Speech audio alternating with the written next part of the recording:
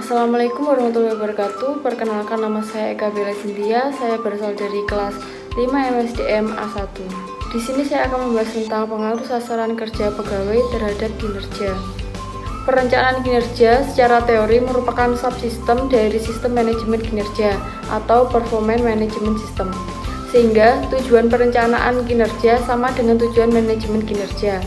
Adapun tujuan dari manajemen kinerja adalah untuk meningkatkan kinerja pegawai secara individu, kinerja tim, dan kinerja organisasi.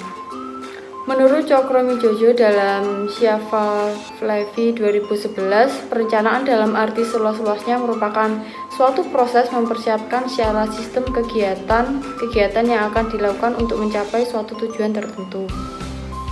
Perencanaan adalah suatu cara bagaimana mencapai tujuan sebaik-baiknya dengan sumber-sumber yang ada supaya lebih efektif dan efisien. Kinerja menurut Avandi tahun 2018. Kinerja adalah hasil kerja yang dapat dicapai oleh seseorang atau kelompok dalam suatu perusahaan sesuai dengan wewenang dan tanggung jawab masing-masing dalam upaya pencapaian tujuan organisasi secara ilegal, tidak melanggar hukum, dan tidak bertentangan dengan moral dan etika.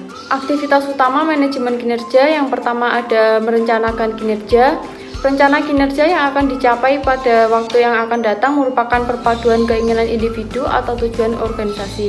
Kedua ada pengelola kinerja, menganalisis peta kekuatan organisasi guna menentukan rencana perubahan, pembaharuan terhadap kekuatan-kekuatan yang mungkin menghambat dan perlu dioptimalkan, serta memilih strategi yang tepat diterapkan dan langkah-langkah yang tepat dilakukan, termasuk tenaga yang diberi tanggung jawab melaksanakannya dengan sumber daya lainnya.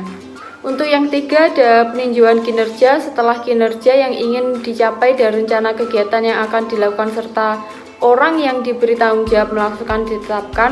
Langkah berikutnya adalah memantau pelaksanaan dan hasil kerja yang tercapai. Kemudian yang keempat ada penghargaan atas kinerja, menyampaikan sikap, pendapatan bernuansa motivasi, memacu perbaikan peningkatan kinerja sebagai salah satu bentuk penghargaan atas kinerja yang telah tercapai. Kemudian ada unsur perencanaan. Perencanaan juga diterjemahkan sebagai berpikir ke depan dengan mengenai jalannya kegiatan, dengan memahami dengan jelas tentang segala faktor yang tersangkut dan ditujukan kepada sasaran tertentu dan terukur. Lebih jauh dipahami bahwa perencanaan adalah pemilihan sekumpulan kegiatan dan penentuan apa yang harus dilakukan, kapan, di mana, bagaimana, dan oleh siapa. Untuk yang pertama ada menentukan tujuan, sasaran spesifik dan terukur yang akan dicapai pada waktu yang akan datang. Yang kedua, menetapkan kegiatan yang akan dilakukan dengan menganalisis faktor yang terkait. Untuk yang ketiga ada waktu yang diperlukan untuk mewujudkan atau jangka panjang dan jangka pendeknya. Sekian dari materi yang telah saya sampaikan. Mohon maaf jika ada kurang lebihnya. Wassalamualaikum warahmatullahi wabarakatuh.